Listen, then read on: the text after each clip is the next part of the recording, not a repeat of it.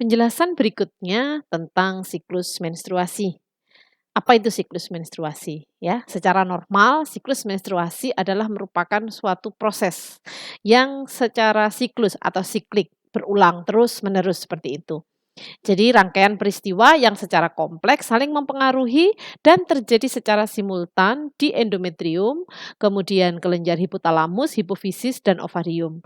Jadi tidak berdiri sendiri endometrium namun merupakan gabungan proses yang kompleks saling mempengaruhi dari hipotalamus, hipofisis, ovarium, dan endometrium atau dikenal dengan poros HPO. Interaksi poros hipotalamus, hipofisis, ovarium dengan endometrium ya. Jadi ini endometriumnya ada di genitalia interna, ada di uterus seperti itu ya. Nah, di sini secara simultan dan kompleks ini berkaitan atau dihubungkan dengan poros hipotalamus hipofisis dan juga di ovarium seperti itu. Jadi melibatkan keempat poros HPO ya, HPO dan endometrium seperti itu. Nah, siklus menstruasi itu sendiri ini secara periodik terjadi pada uterus dimulai pada sekitar 14 hari setelah ovulasi. Jadi pengertiannya adalah startnya diawali setelah 14 hari kurang lebih setelah ovulasi. Lama menstruasi kurang lebih 5 hari, rentang 3 sampai 6 hari. Kemudian jumlah darah kurang lebih 50 cc atau 50 mili dengan rentang 20 sampai dengan 80 mili. Darah menstruasi yang keluar ini tidak membeku, karena adanya zat fermen yang untuk mengencerkan darah menstruasi yang keluar ya, ini. Kemudian tadi ya, jadi, siklus tadi sudah saya katakan bahwa ini merupakan gabungan atau interaksi dari poros hipotalamus, hipofisis, ovarium, dan endometrium. Jadi ini gabungan ketiganya atau keempatnya ya, termasuk endometrium tadi. Kita coba akan, bahas satu persatu. Jadi siklus menstruasi itu sendiri dibagi menjadi 3 siklus. Yang pertama yaitu siklus hipotalamus hipofisis, yang kedua siklus ovarium, dan yang ketiga adalah siklus endometrium. Jadi dipahami dulu, ada 3, ini 3 siklus penting dari siklus menstruasi. Siklus hipotalamus hipofisis, siklus ovarium, dan siklus endometrium. Siklus hipotalamus hipofisis di sini peristiwa pentingnya yaitu terjadi sekresi atau pengeluaran GnRH, yaitu gonadotropin releasing hormone, serta pengeluaran FSH dan LH. FSH adalah follicle stimulating hormone dan LH adalah luteinizing hormone. FSH perannya nanti pada perkembangan atau pertumbuhan folikel primordial menjadi folikel de Graaff, sedangkan LH atau luteinizing hormone ini nanti akan mempengaruhi proses ovulasi. Kemudian siklus ovarium. Siklus ovarium di sini, perkembangan folikel ya, tahap perkembangan penting yaitu perkembangan folikel di bawah pengaruh FSH dan LH. Ada 2 fase dibagi lagi di siklus ovarium, ada 2 fase yaitu fase folikuler dan fase luteal. Serta terjadi peristiwa penting yang kita kenal sebagai ovulasi. Kemudian untuk siklus endometrium ini ada 4 fase yaitu fase menstruasi, fase proliferasi, fase sekresi, dan fase iskemi. Nah, ini garis besar penjelasan tentang siklus menstruasi. Jadi ini yang harus benar-benar Anda semua pahami ya. Dibagi menjadi 3 siklus, masing-masing siklus ada peristiwa atau poin-poin pentingnya di sana. Baik, ini gambaran dari siklus menstruasi ya.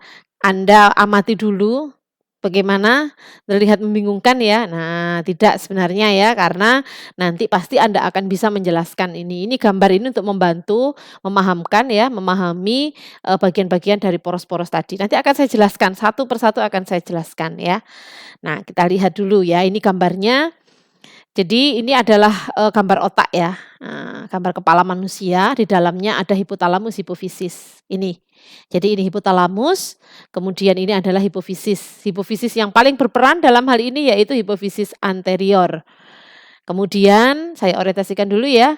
Nah, kemudian ini adalah level, model level dari kadar FSH dan LH. Yang warnanya merah muda atau pink ini ya, ini adalah FSH, sedangkan yang, oke. Ya, sedangkan yang warna apa ini, ungu ya, ungu ini adalah maaf kebalik ya, yang warnanya pink ini adalah LH karena nanti ini ada yang melonjak tiba-tiba atau LH shorts namanya, itu LH, luteinizing hormone. Sedangkan yang warnanya, ini ungu ya, bukan abu-abu, ungu, ini adalah yang, eee, FSH seperti itu ya. Jadi FSH LH.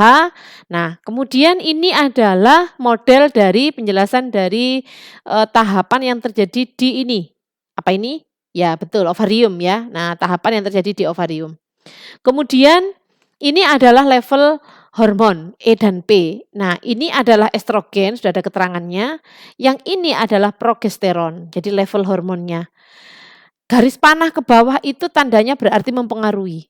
Misalnya contoh kayak gini, ini akan mempengaruhi ke sini ya, sehingga kadarnya ini. Nah, kadar hormon ini akan mempengaruhi ke bawah, seperti itu. Jadi gambar ini tanda panah, tanda naik turun itu sangat, berpengaruh ya, sangat berpengaruh dan ada banyak ininya, ada, maknanya. Kemudian ini adalah gambaran atau tampilan dari ini, kondisi endometrium yang ada di uterus ya. Nah, ini tampilannya seperti ini ada peluruhan, menstruasi, kemudian mulai naik fase proliferasi, sekresi, iskemi, sampai menstruasi ya. Jadi modelnya seperti ini. Ini sama juga ya, gambarnya sama juga. Ini juga sama sebenarnya, cuman ada beberapa model gambar sehingga Anda tahu maksudnya apa ya, itu. Eh, baik, ini terkait dengan nanti siklus menstruasi akan saya jelaskan gambarnya ya. Jadi di akhir siklus haid ya, ini estrogen dan progesteron ini akan menurun.